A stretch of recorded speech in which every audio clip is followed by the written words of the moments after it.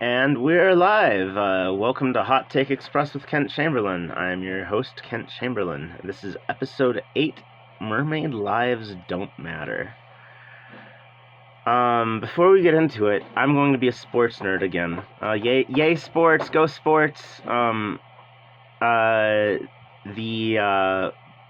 Padres did better than I expected. Did it better than everyone expected. It's not been a straight sweep so far. In fact, it's been relatively balanced. The first game against the Dodgers was like 5-3 in favor of the Dodgers, and it was like really disheartening because the Dodgers scored like all 5 of their runs like early on. And then we got like 3 runs in a couple innings later, and it was like, kept hope alive, and we just didn't get it done. But then, the next game was kind of more back and forth, and we got ahead it was tied for a while at 3-3. And then we pulled ahead later on 4-3, and then widened that in the 8th. And the second game, it was wild. Both teams kept leaving a bunch of dudes on the base. Bases were loaded, and we struck out. It was tragic, but that happened to the Dodgers too. So I guess it's all a wash. I know that basically the Padres have a good job of keeping the other team from scoring too many runs on them, but then in exchange they're also not the best offensive team. They don't they're 8th, I think, in the league in in the National League in runs batted in or something like that. So that's about mid halfway and up the league, so the only reason they can win as many games as they do is because even though they're not scoring a bunch of runs, they're keeping the other team from scoring even harder. And they do play a good defense. Machado, Manny Machado, he was he can just catch them and just get that ball to first ASAP. It's pretty impressive. I think he's got a Golden Glove or something. Oh yeah, and that's something I gotta say. I have to explain it. Yeah, I got into baseball as a little kid, but I kind of ignored it for most of my life, and I'm getting back into it now. And so I'm learning about a lot of things. I did not understand. I had theoretically understood some of the market dynamics of sports radio, but I hadn't really knew that I understood it. Because what I did is I was a fan of this Tom Petty song, The Last DJ. You got 'em stationed out in Mexico, and sometimes it'll kind of come in, and I'll bust a move and can remember how it was back then. Yeah, good song. If you haven't heard it, go check it out. And if you're not an American who's been exposed to this their whole life, go check out Tom Petty's entire repertoire. He's probably one of my favorite relatively modern artists. He's dead now, but just really good Western musician. Even though he was born in Florida, but that's a whole different tale.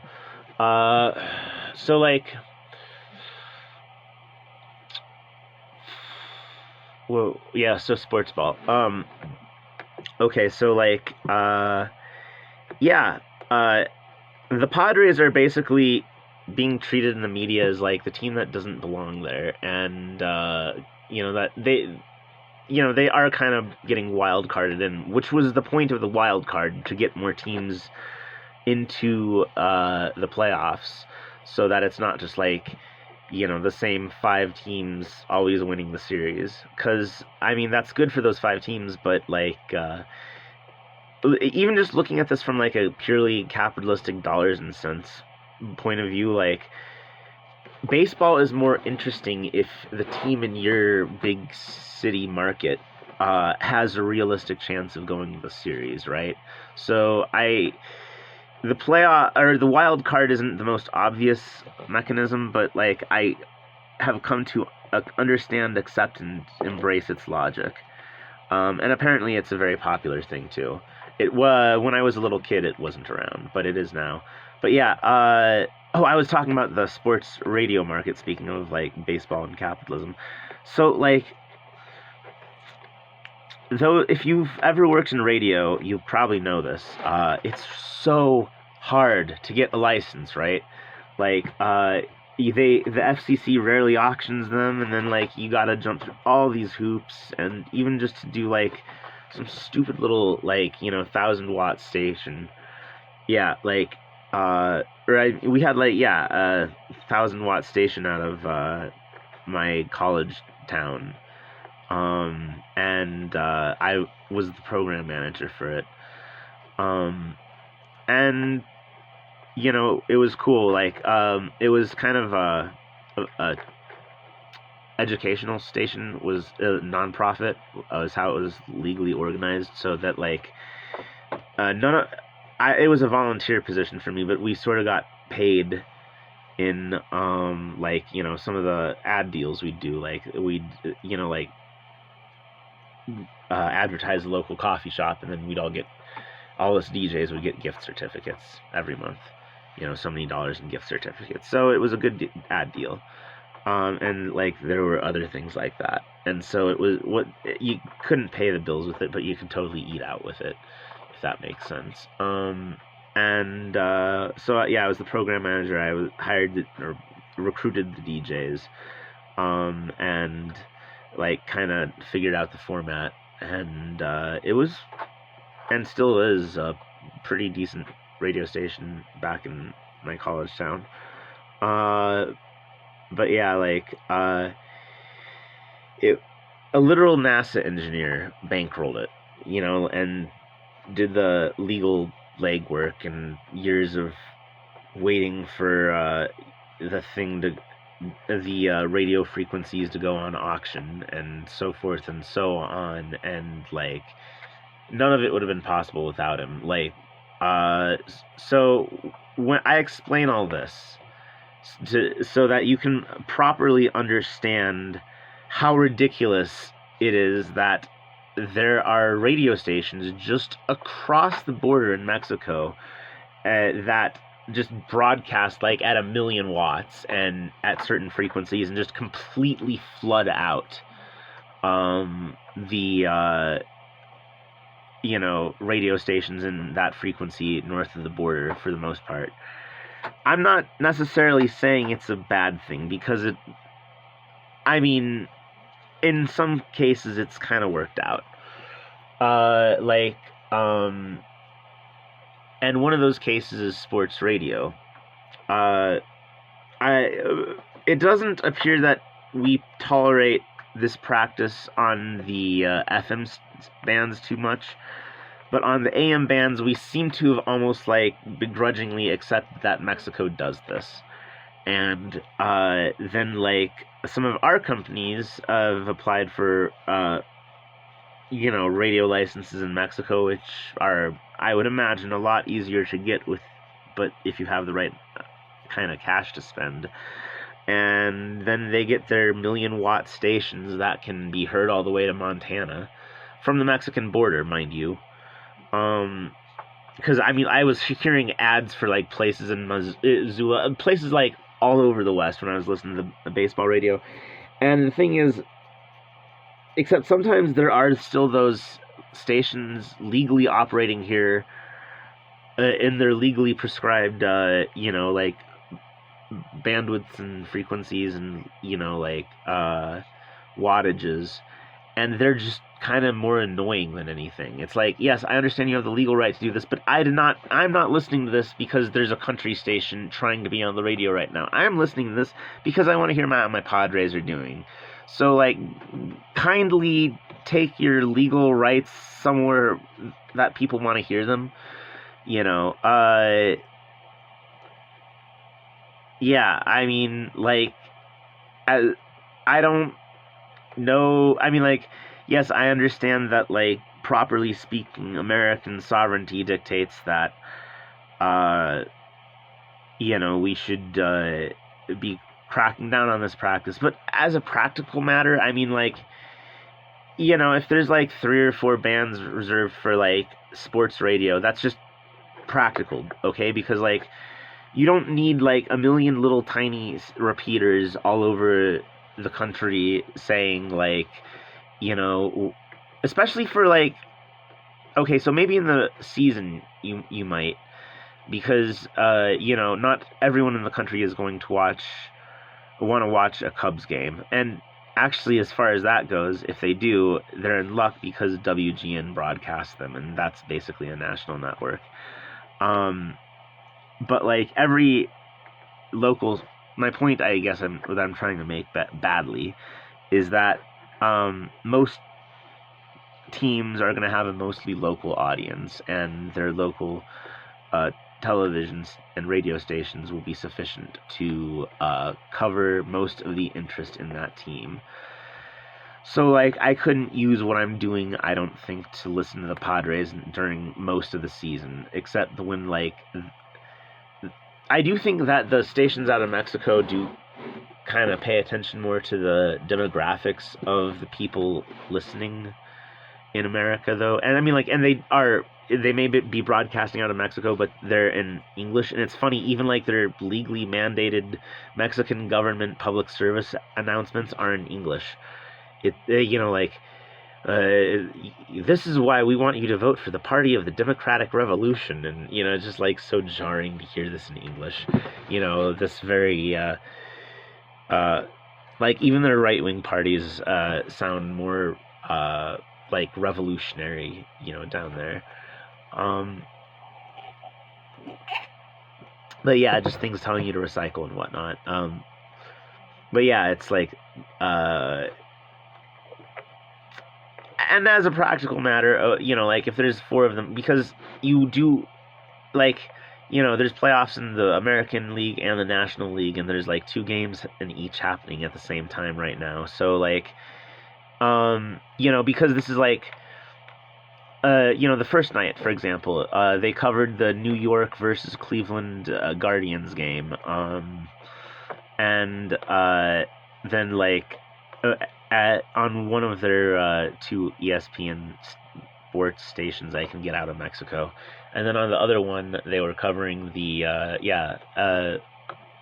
LA versus San Diego game, and then last night both of them were covering the LA versus San Diego game, and because like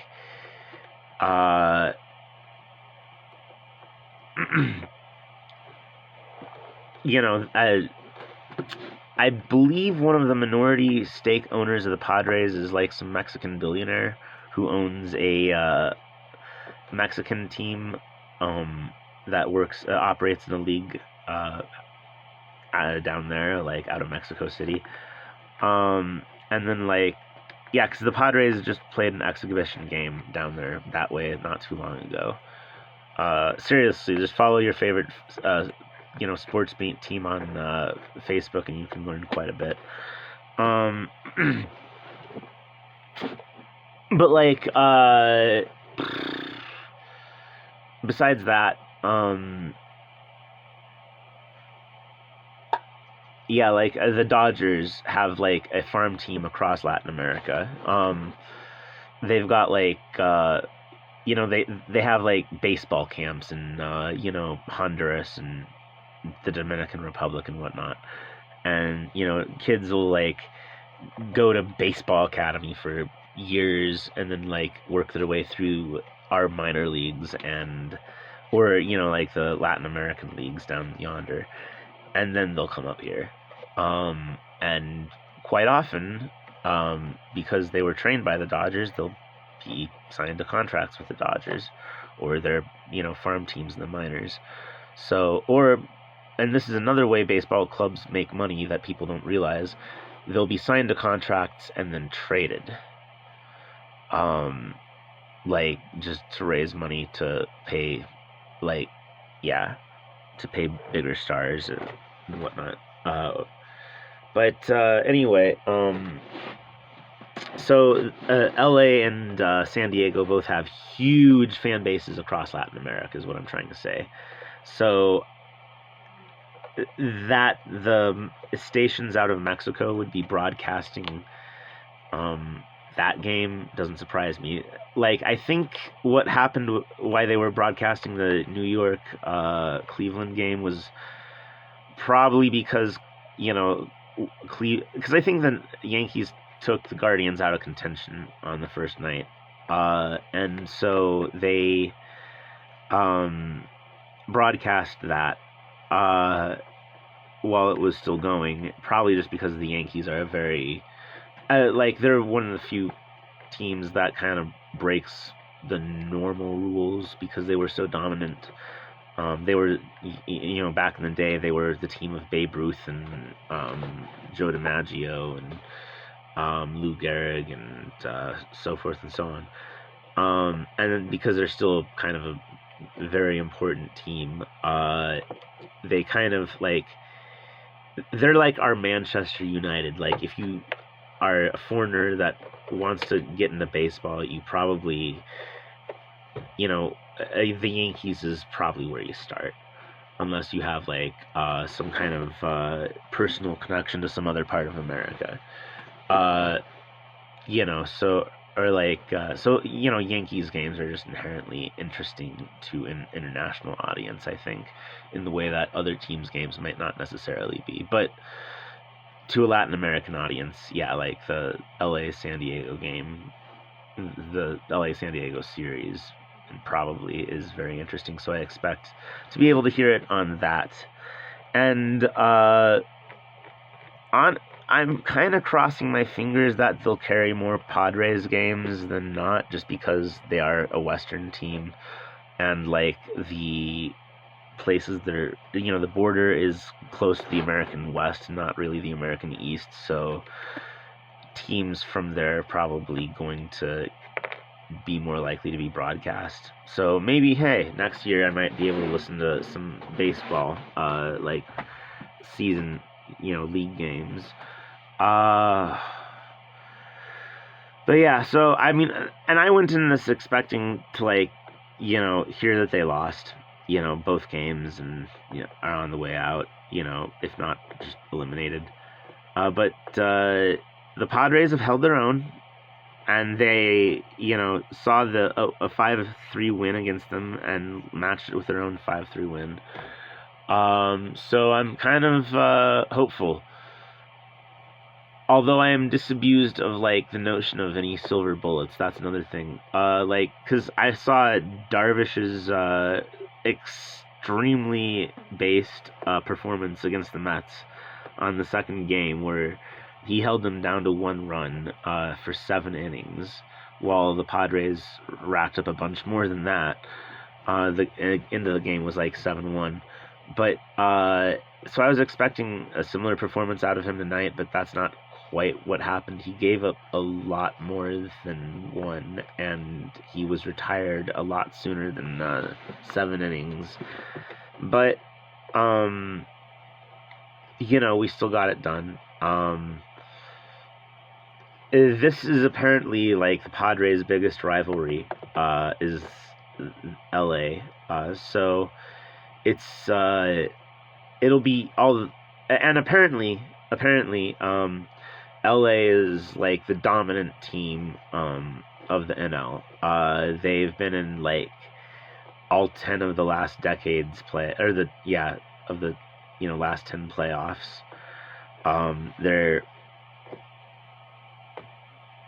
And that is not something that you could say about the Padres, to put it mildly. So the fact that they're holding their own against such a dominant team, and they are a very dominant team. There's a couple people on the LA roster that I've come to fear and respect. There's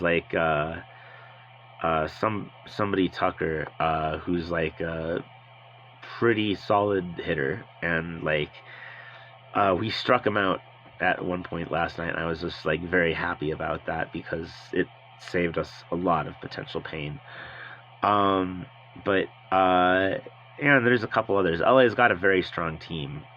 If we beat them, it's not really a shame, and if we lose to them, it's not really a shame, and if we beat them, that's saying something. But luck has smiled on our team so far, so hanging in there. Anyway, 20 minutes in, you get to the real communism. Mermaid lives don't matter. Yeah, I'm going to say something that a lot of you aren't going to like. And it's something that kind of it's almost a separate position on the culture war. It sets me apart. Like, I advocate a culture truce more so than, like, I just am not interested in the culture war. But yeah. So if you are one of these people continually butthurt about Black Ariel or Faye Valentine being a lesbian now or Marvel turning the Spider-Man's gay, you are the cancer-killing politics. And this statement needs to be dissected in detail because every last thing the culture war touches is too nuanced to just condemn. It's so complicated, you gotta, like, explain it. And so I'm gonna try to... once I got my sports jabber out of the way, like, I'm gonna try to stay on point with this video. And stick to the script.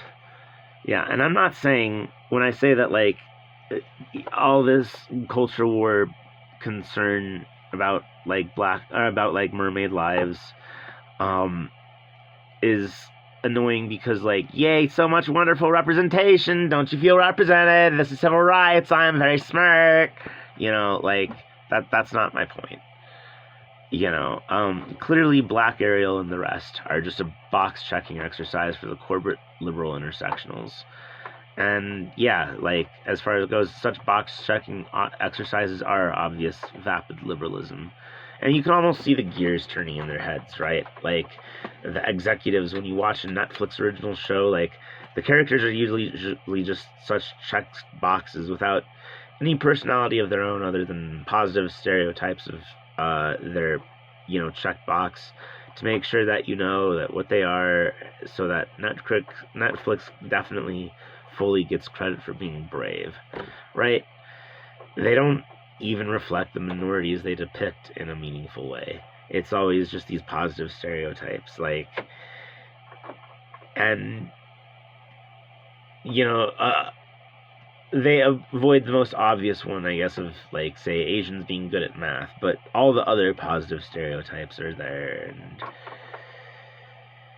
and, yeah, like, so, like, the net effect of this corporate box checking is to enrage people against minorities who had no hand in its creation, while providing the weakest tea of representation imaginable in the media. And this minority representation in media is not exactly the main contradiction, is it?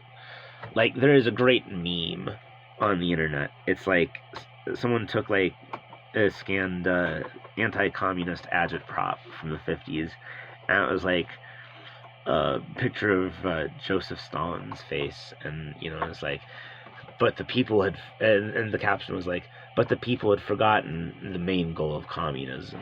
And then it's just Stalin saying, the main goal of communism is, and then, like, from here on out, it's just, filled in with, like, modern text, to increase the number of women and minorities in Star Wars. Like, yeah, that's not communism. That's not what we're about. Is this weak tea representation crap. Now, I'm not saying everyone that is tired of this is a bigot.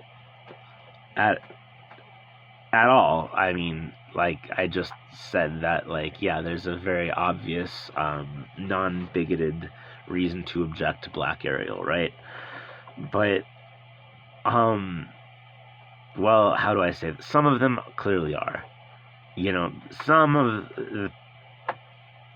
the people that matter on this constantly are just looking for the nearest socially acceptable proxy to Klan crap to spout. And hey, this is a bunch of people being angry at a random black person in public, so effing score, am I right? Like, liberals say that it's all this, and it's not all this. But there is definitely a little bit of this going on. But, like, I will say, though, that, like, if the racists fighting this, the actual racists, like, in there fighting this culture war, are mostly the people that support the Republican establishment, not MAGA. And, like, as far as that goes, remember when that Republican establishment, that those, middle-class racist boomers that feel this way about Black Ariel, that they keep in power, and this Republican establishment they keep in power passed a corporate tax cut for Disney. So therefore, these gullible, racist, middle-class boomers helped make Black Ariel possible in the first place. They made this bed, so if they're not going to sleep in it, at least stop bitching about they should at least stop bitching about the shitty job they did, so the rest of us can catch some shut-eye. Like, they're keeping everyone woke.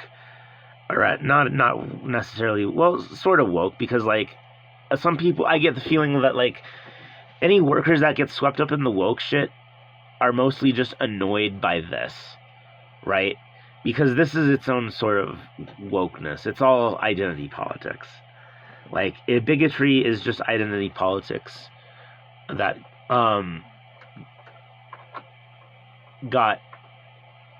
went way too far. Any identity politics is already going way too far, but, like, this is just on steroids. And yeah, like, they're giving tax cuts to the very organization that, like, pisses them off, and, so it's just like, how mad are you really, if you can feel however you want to feel, but if you're helping the people that you're bitching about, like, you're not really mad, are you? But yes, and then, like, a lot of the people that will not shut up about this culture war stuff are not bigots, but they feel obligated to gatekeep boomer intellectual property for the corporations that own it, or respect the source material in their own parlance. If I just described you, rest assured, my brother in Christ, you are slowly alienating everyone around you by being tiresome about this. As a published author of fiction as well as nonfiction, Null Length, the novel I wrote, it's about a little girl who wakes up in hell. In the description, it's only $3, and it's quite a banger if I do say so myself. But yeah, let me speak directly to the concept of staying true to the source material. Staying true to the source material guarantees that you won't upset anyone who's already a fan of an established intellectual property, yes. It's a safe choice for authors too timid to take risks, but it's like covering a song and performing it exactly like the original musician. What was the point in making a copy of the original?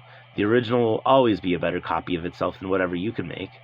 So, that seems to say that as an author you should just stick to your own intellectual property, and by and large, yeah, because as an author, no one can accuse you of betraying the original vision, because you are the original vision.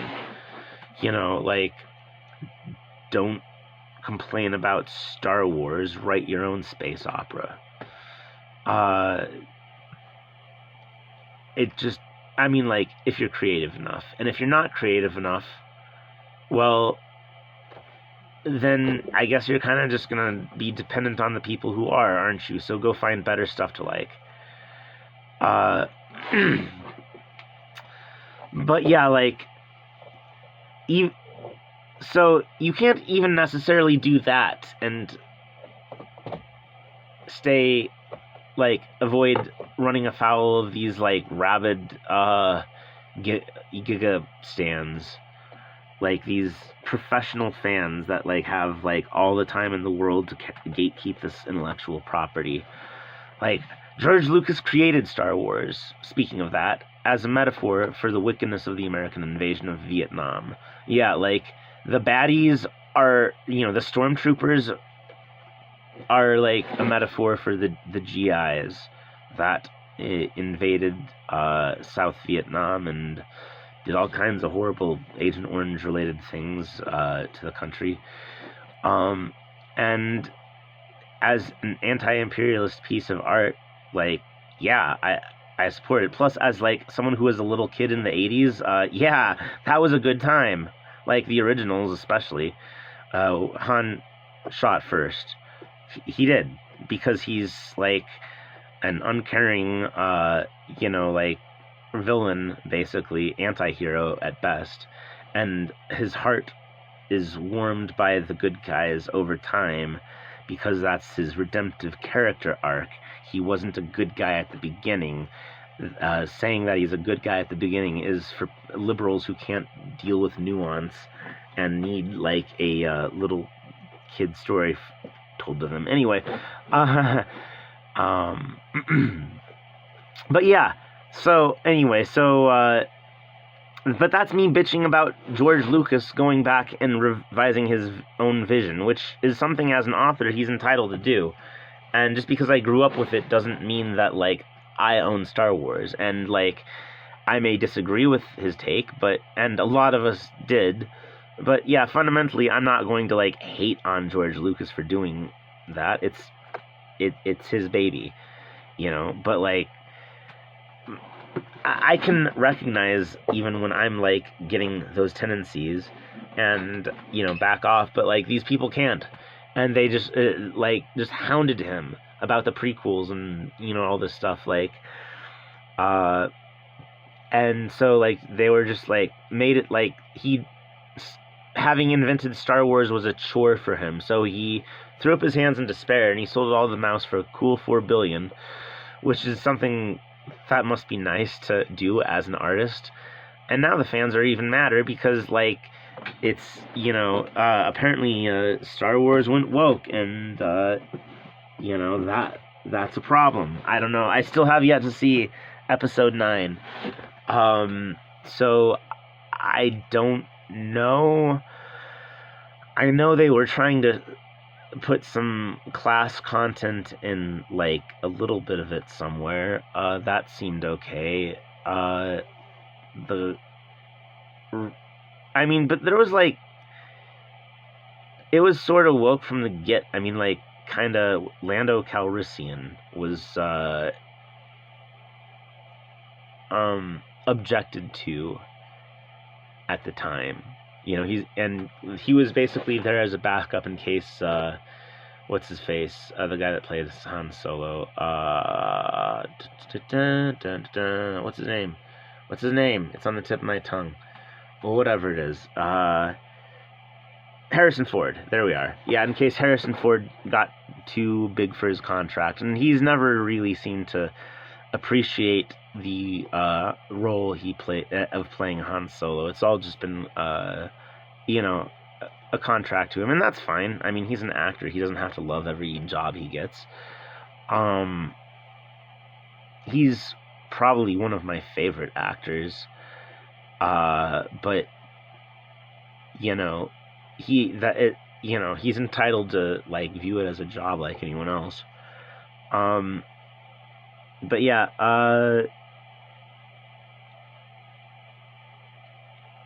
so yeah, like, people just seem to have this attachment to art that they didn't make, and where they think they can just, like, tell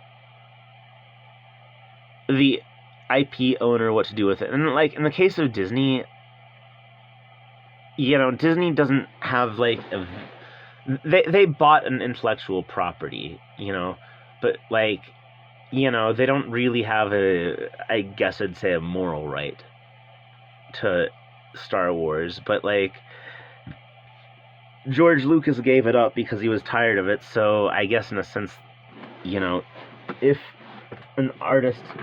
it's valid for an artist to transfer it, they do. And Lucas transferring it to the same kinds of imperialistic organizations that he was railing against seems to be, like, a political statement in and of itself.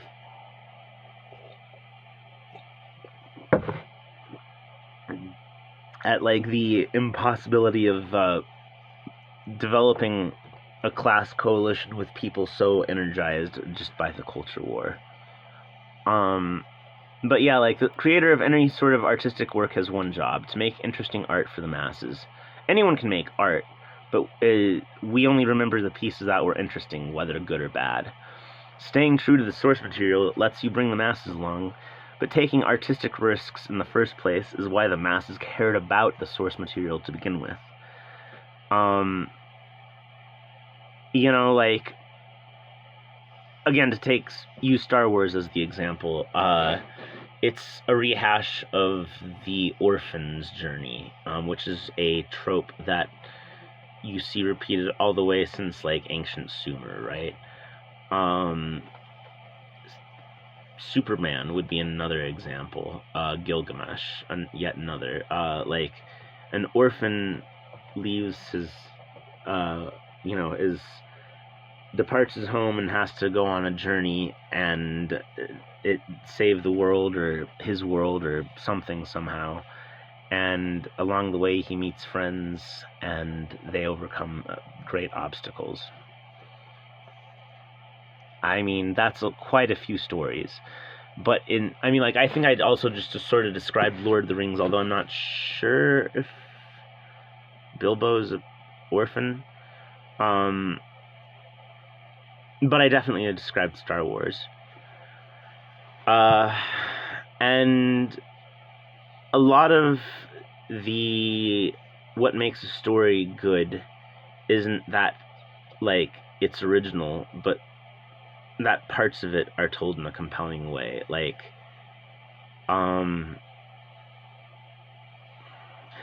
here's another example of a kind of trope character, and you see this a lot in British fiction, especially. Like, the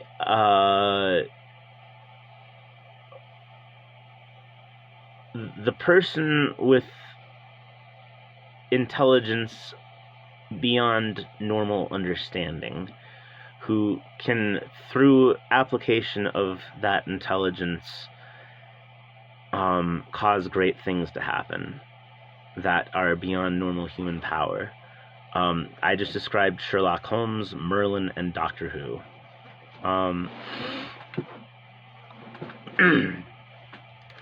There are these archetypes that keep repeating in fiction, and so, like, if you want to tell a Star Wars story, but you don't want to, say, set it in Star Wars, you could always just, like, make up your own science fiction setting and tell it there, and then just, like, have, your own orphan archetype character and your own, like, plucky companions. Like, Star Wars itself was based off of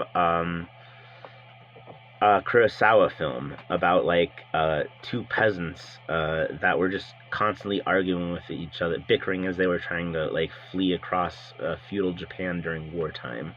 And that's where he got the idea for R2-D2 and C-3PO, who were bickering across, like, the war-torn galaxy, through all those movies. And it was that was hearing them argue like old marrieds was, like, half the fun. And that was half the fun in this Kurosawa film too, and I'm trying to remember what it was called. I saw it this past winter. My dad has very base tastes in Japanese cinema, and my brother has very base tastes in Japanese anime. And yeah, actually, we're gonna get right there. So, trigger warning for silverbacks, weeaboo and teaboo content ahead. I'm unapologetically a weeb. I know silverbacks who are weebs.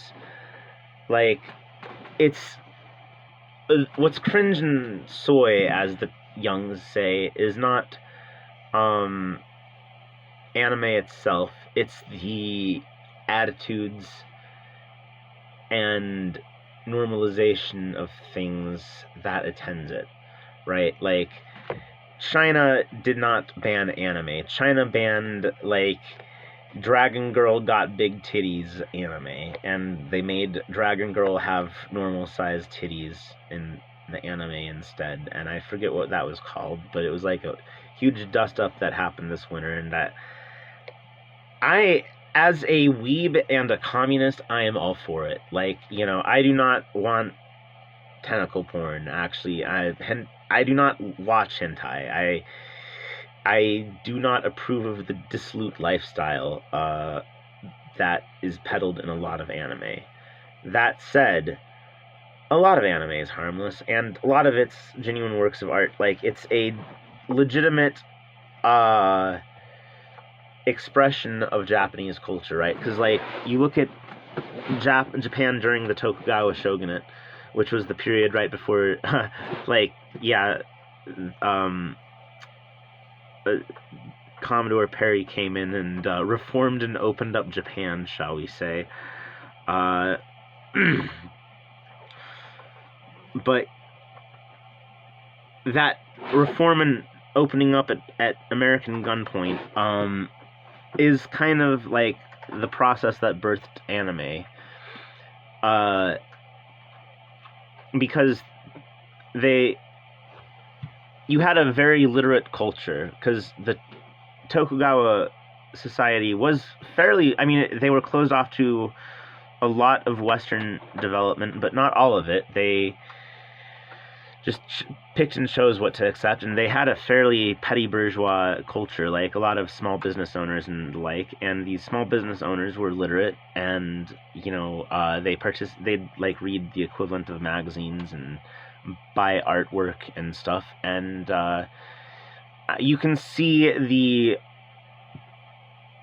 predecessors of anime, like, in these forms of art. I mean, even, like, the prototypical tentacle monster, right?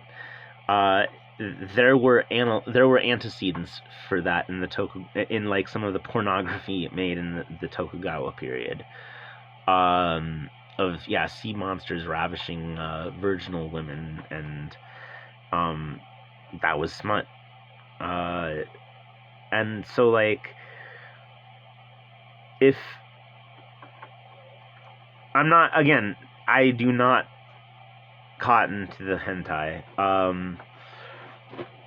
My favorite anime of all time is probably Azumanga Daioh, which is so tame. I showed it to, like, you know, the Catholic school kids I taught, you know, for, like, after school anime club. And then other than that, like, I'm mostly into, you know, sort of the artistic animes,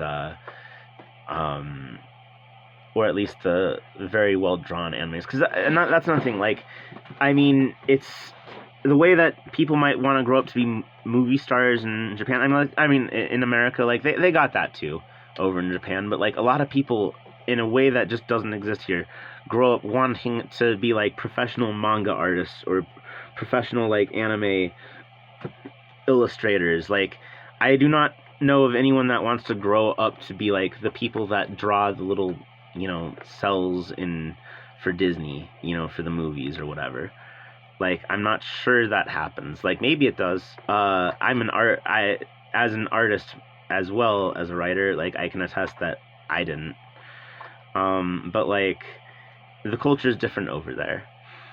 And so I think that's why anime came to predominate. And it's an art form just like anything else. Like, it can be good or bad. Like, hammer can break windows, or it can build houses.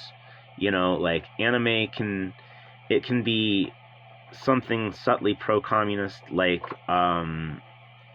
Jinro,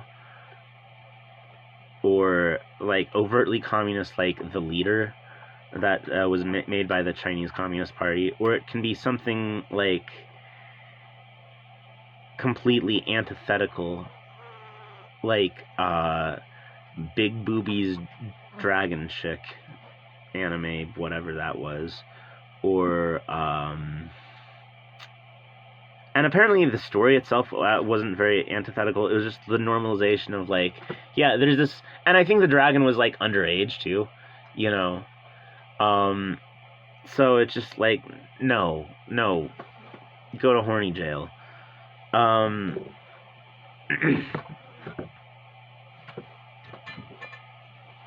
Yeah, like, and that, I think Japan just has a completely different ethos around sexuality that, while traditional for them, is not traditional for most of the societies that have come to embrace anime as an art form.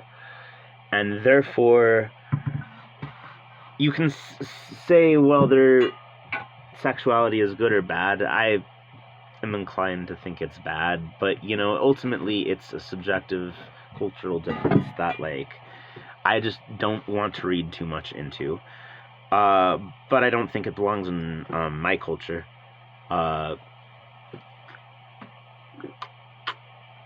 And China doesn't think it belongs in theirs. But yeah, so one of my favorite animes of all time was Cowboy Bebop.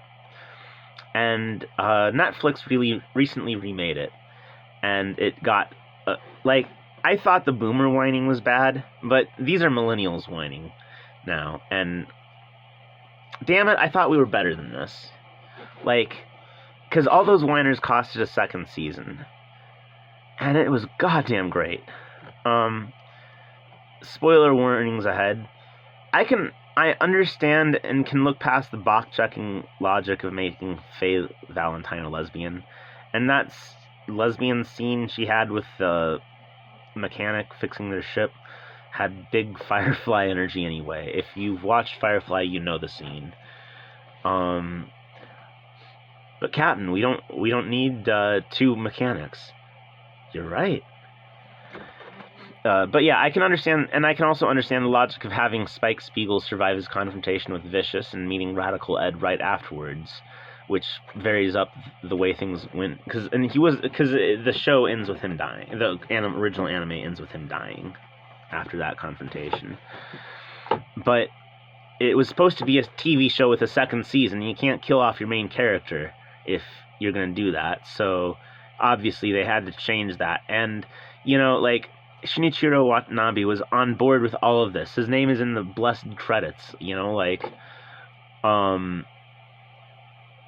you know, but Ken, you apparently cannot be, like, a creator and see your own vision through a second time without having people bitch.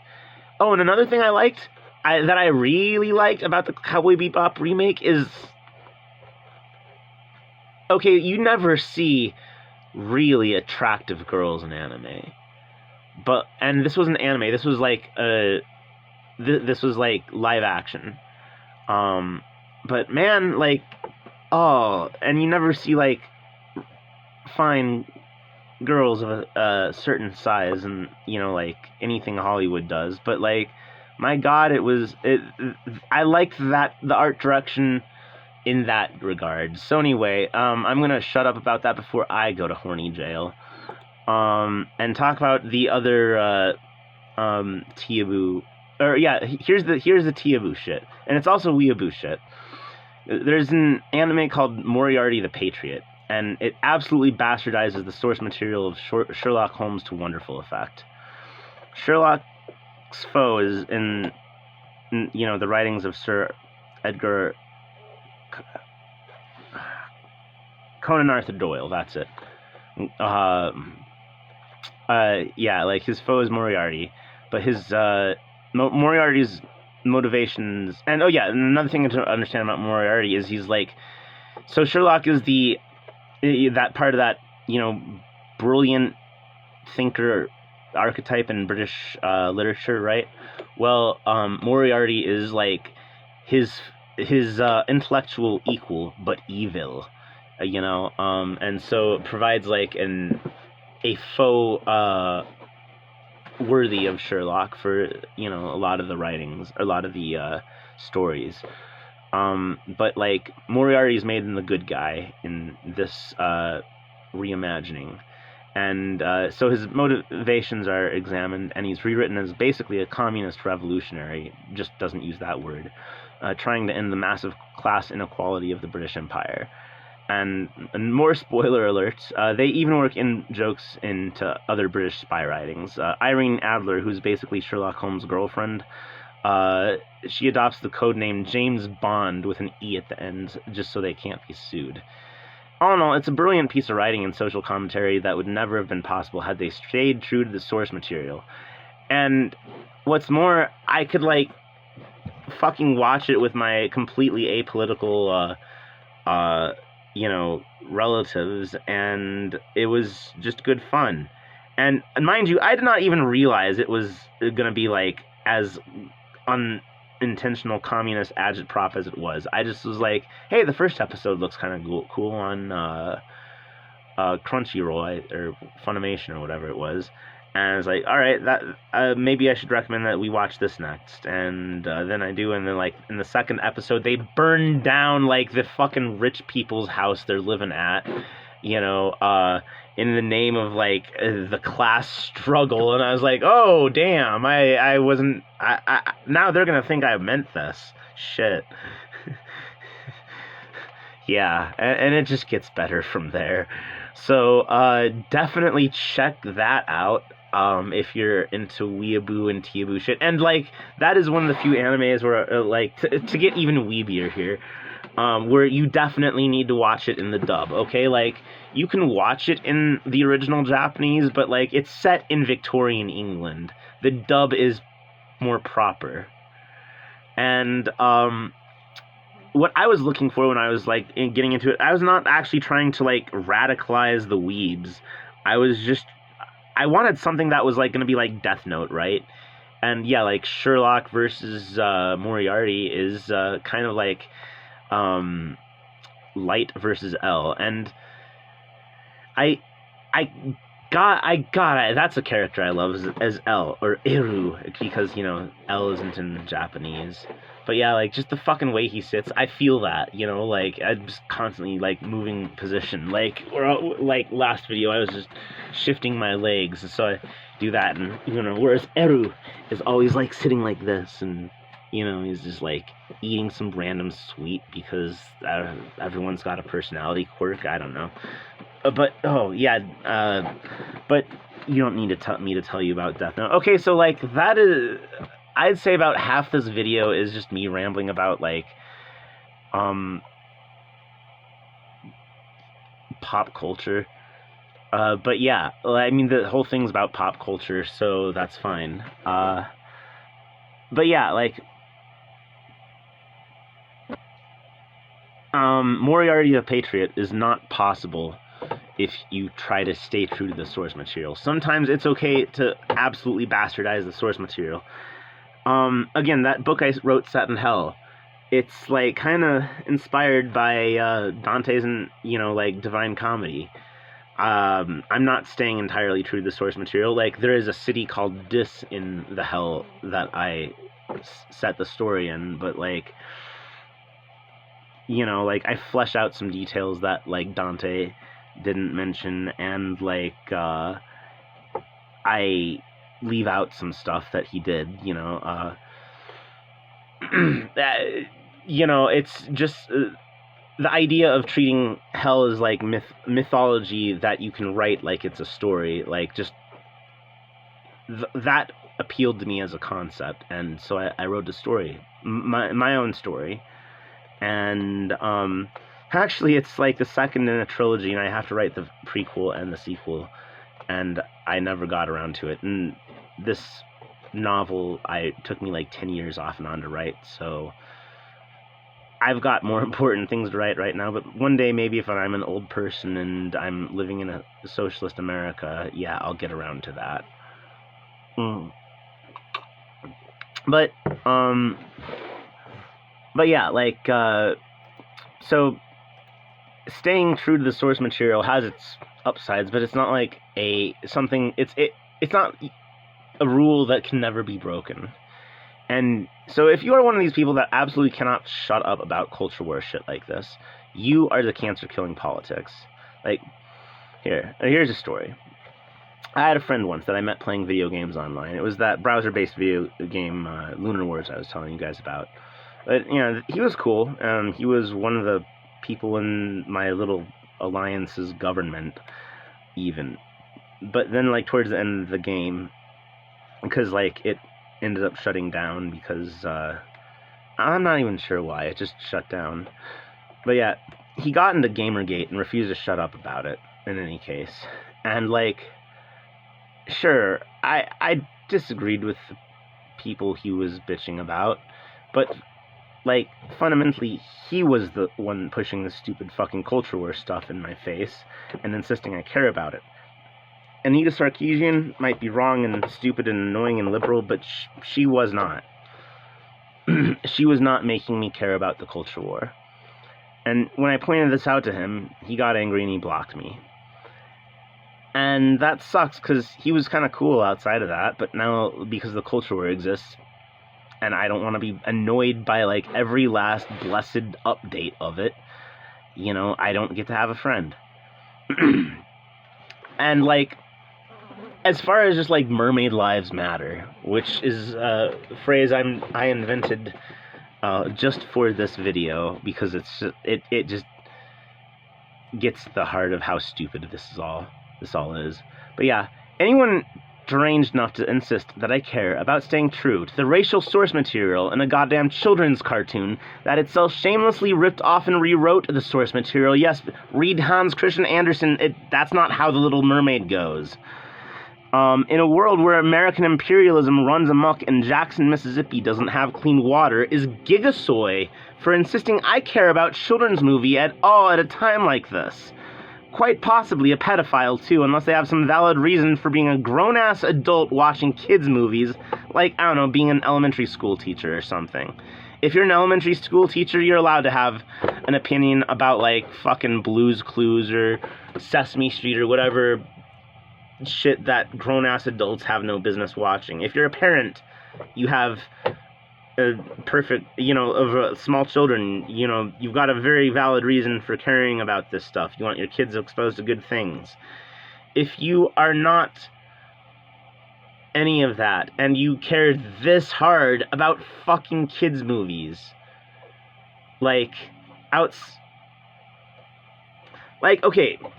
it's okay to care about a kids' movie if that kids' movie is, like, if you don't have any personal connection to kids, but that kids' movie is like, hey, kids, you know, like, grown men doing butt sex with you, you know, for $20 in the backseat of a Honda is totally cool.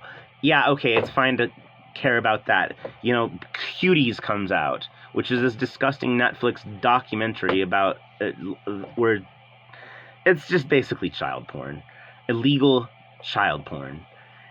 And, you know, it's okay to care about that, yeah. But, like,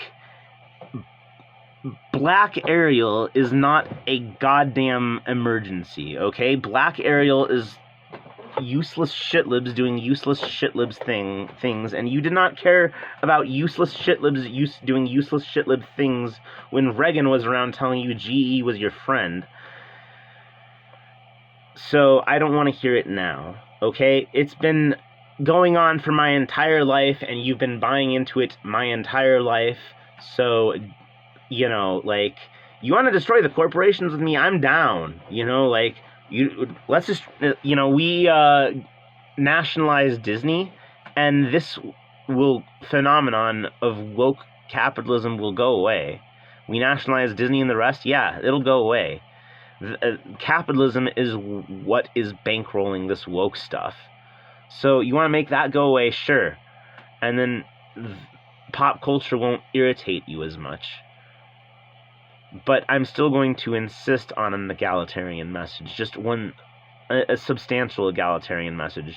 You know, I'd like to see more Mark Twain's anti-imperialists writing memorably to the people of his day against slavery and against imperialism.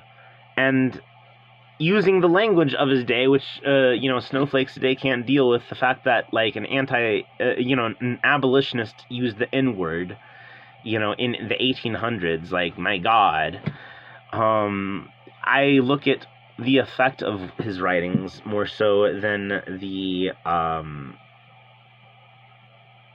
aesthetics of his writings. The aesthetics just match. I mean, Marx said the N-word, you know, like, he did not like this guy named LaSalle. You want to go look that up on the internet, it's out there, right? I think his name was LaSalle. It's something, I don't know, just look up Marx N-word, and some reactionary site will let you know exactly what he said, because they love it. But yeah, So, like, I don't know. My point is there are real things to care about. Marvel turning the Spider-Man's gay is not one of them. Write your own superhero comics. Seriously, do it. Do it. Like my dad, when I was a little kid, he would write, he had, okay, so there's this, like, Dungeons and Dragons like game called Champions. It's based on rolling dice, but it's like, a tabletop role-playing game, and you all control your own superheroes, and the game master, not the dungeon master, because there's no dungeons usually, the game master controls the supervillains. And, so they played that as a kid, when they were kids in, like, the 70s. And then my dad would draw comic books with these characters in them when I was a little kid. Because, I was born when he was, like, 19, I want to say. So, he was still kind of young, like, younger than some of the people in the radical Republicans I still instinctively think of as kids. Like,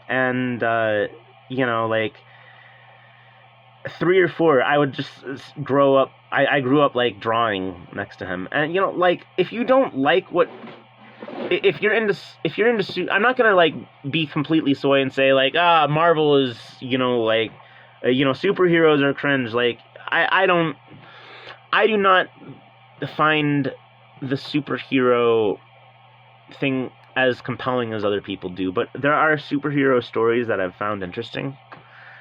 Because my dad's into superheroes, I've gotten to know the genre well, and I can tell you the things in it that I prefer and I find good.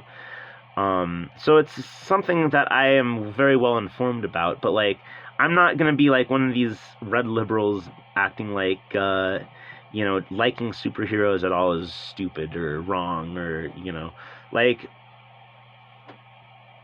I have gotten tired of some of Marvel's repertoire, but some of, I will also say, though, that they're doing some interesting stuff here and there, but, like, I will also say that because it's the workers that like it, it's not cool to like it, so, but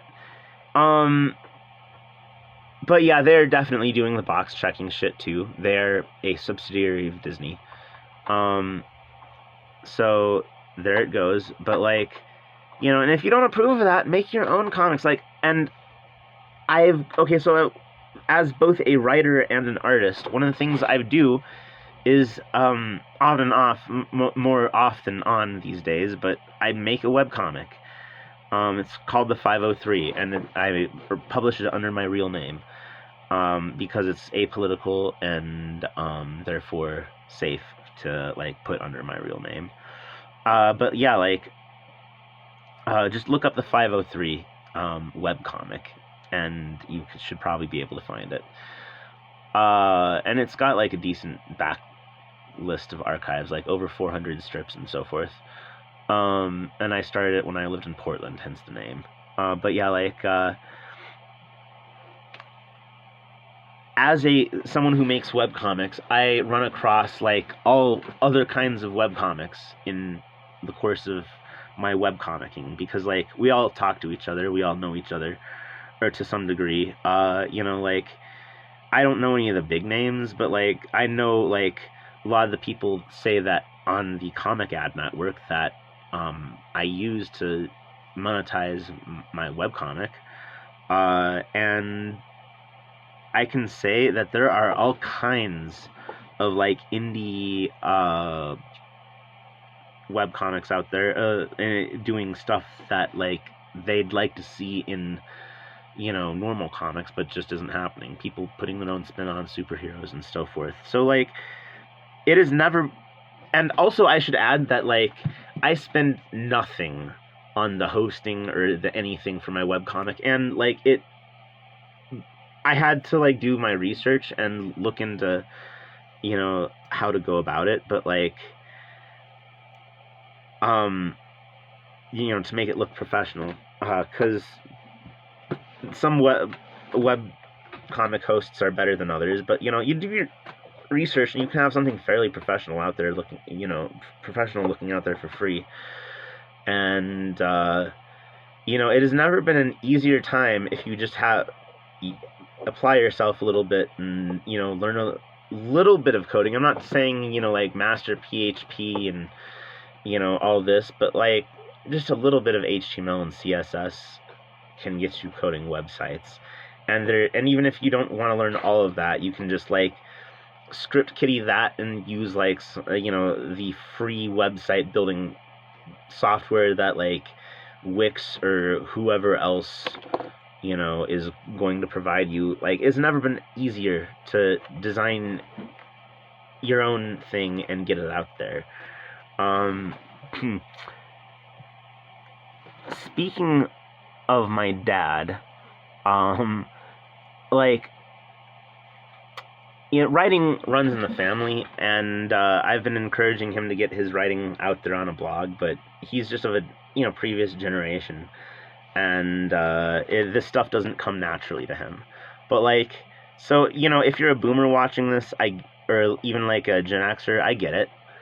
But if you're a millennial or younger, like, come on, like, get serious. Like, if you really care, I guess that's what I would say. If you care this much about the culture war, you really should be making your own cultural products, right?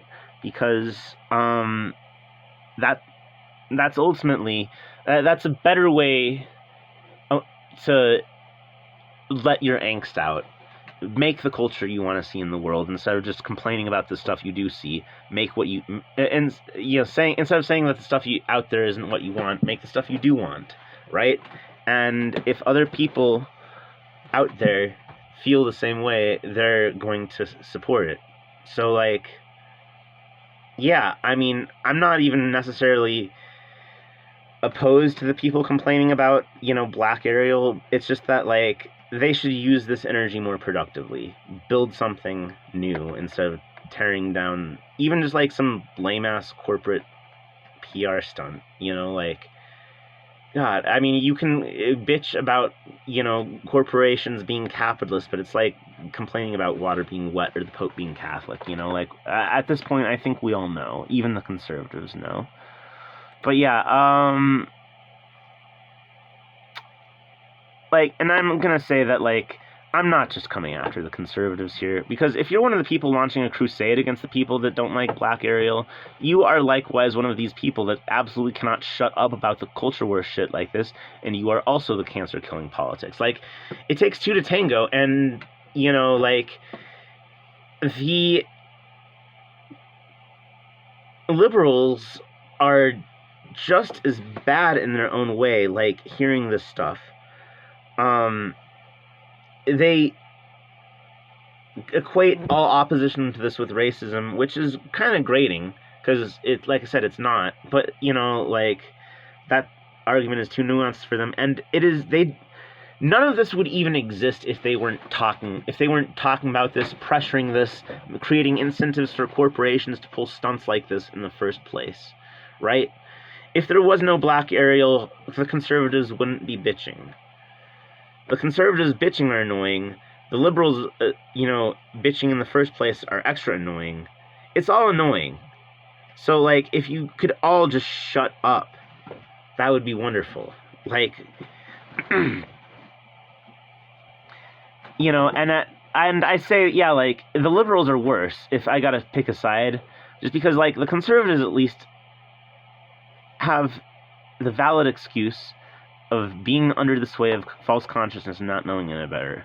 The liberals should know better, and yet they're treating this like the Civil Rights Act of 1964 just passed again, and defending it all day, every day, online, instead of defending anti-imperialism. They can't defend, like, actually existing socialism, but they can totally defend, Black Ariel. But there's a better way. There is a better way than this culture war nonsense. The radical Republicans just passed and ratified a constitution on the 30th of September, which was a couple weekends ago now. It was the past weekend when I wrote the script. But in the third section, which addresses our values, it insists upon not some conservative grievance fulfillment wish list, but upon a culture truce between the workers so we can fight a class war against the rich. Because the culture war is a form of the class war that the rich are fighting against us, by getting us to fight each other. Because remember, they're the bourgeoisie, the rich, they're like 1% of society. They cannot take us in a straight fight. Like, we outnumber them. They could have machine guns, and we could be armed with spoons, and we'd still win. You know, like, they're just not numerous enough to prevail in any sort of military or electoral sense. The only way they can get their interests passed is to divide us as evenly as possible and to get us hating each other, which is why things like this MAGA communism hashtag are so based, because it gets the left and the populist left and the populist right talking to each other, and it isolates these wokeoids, that are actually fascists. And the only people mad about it are actual fascists, either these wokeoid fascists, these synthetic leftists, or, the old school fascists of, like, the Klan and whatnot. Oh, the Klan hates MAGA communism. Anyone doing actual National Socialism hates MAGA communism, because they were trying to do the entryism thing, and they failed, and we're trying to do the entryism thing, and we're going to work, because the Republican Party is our vanguard from back in the original day. And it was never, ever, ever a vanguard for racist white supremacy. In fact, it put such a thing in the ground. That's what it was founded to do. But yeah, so to get back to our original Republican values of fighting the class war against the rich, we just need a culture truce. There are going to be, not everyone that believes in, like, okay, I'll put it like this. Not everyone that likes the Vox post about, Disney being progressive and, culturally tolerant now or whatever. Not everyone that likes that Vox post, is necessarily our foe, right? Some people are just like, yeah, I like tolerance, and that's fine. I mean, I like tolerance too. It's an American value. It's an inherent American value. And if that's as far as it goes, that's cool. But if it goes any further than, like, basic support for tolerance, that's an issue. If it goes to, and I like tolerance, so I like Disney now, and Disney's good, and they want us to be Democrats, and yay, Fern Gully, Gaia, Avatar. Okay, then we've got a problem. But, like, if it's just about, yeah, like, I like tolerance, which is a basic American value, cool. And I think a lot of the support for this that's organic is just that. But yeah, so we welcome people with all points of view on cultural issues. But as an organization, we are centrists, or better yet, actually, than even calling ourselves centrists. On cultural values, it'd be better to say we're revolutionary defeatists. In regards to the culture war, because the only way to win the culture war is not to fight it in the first place. More barbecues, less culture war. More welcoming your neighbors over to listen to the game on the radio and eat some hot dogs. Less arguing about Black Ariel. Don't fight the culture war in the first place. That's how you win the culture war. Yeah. So, a lasting culture truce can only be constructed on two basic principles: egalitarianism and simplicity. Egalitarianism should be obvious, which is why I'll get to it second. Simplicity is not the obvious not the obvious communist virtue that theory might portray it to be, because, like, simplicity as a concept, I think, gets ignored. And it doesn't have enough theory written about it. I need to write the theory, because I haven't ever read it. So I need to be the theory I want to see in the world. Or I won't need to write the theory I want to see in the world. So why simplicity is important is simplicity lets everyone in society understand something and buy into it.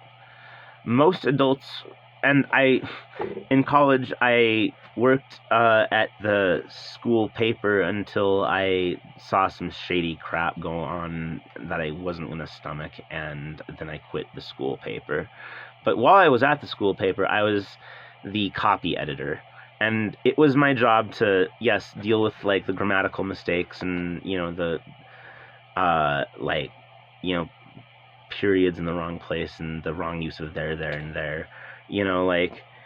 But it was also my job to be like, no, you're writing too smart. Remember, you're the people that are buying this paper are reading at an 8th grade level on average. Doesn't matter that they're college grads or that they're college students. I was also grading their papers as a graduate assistant, and I can assure you that for some of them, 8th grade reading would have been an improvement. And I know how classist that sounds, and it's not an indictment of the people themselves. It is an indictment of our education system. Reagan and the other soy liberals of his era decided that the workers were too smart, and they did something about it. So you have false consciousness deliberately keeping people stupid. You've also got, like, some people have learning disabilities, right? They can't think as cogently as others, and yet they are still people. They deserve rights, the same rights as anyone else. So to understand a concept and like a foundational principle of a society, and to buy into that foundational principle of society, it has to be easy enough for them to understand. So this is why complicated gender studies nuttery cannot be understood, let alone upheld by society at large. You can't. You can get people to agree with the Constitution, the Declaration of Independence. They're in language most people can understand. You cannot get people to understand whatever the hell the gender studies people are talking about, right? Like, it is just too complicated, and they deliberately make it so. That's why egalitarianism is the other principle. It's the simplest concept of fairness upon which to organize society. And because it's the easiest to understand, it's the likeliest to be implemented. Because that's another thing. You cannot implement something. You even if, like, someone with learning disabilities wants to uphold gender studies, they can't, because they just don't understand it, right? And they're not necessarily going to understand it. They don't have, and because they have learning disabilities, they're likelier to be working class, and therefore they're likelier to not have the time to understand it. So, or, and definitely not the walking around money to pay to take classes to understand it. So, yeah, egalitarianism does not mean that you have to like everybody in society or agree with everybody in society. It just means that you agree that they all have the same rights that you do. If we can all agree to that, the rest is just aesthetics, basically.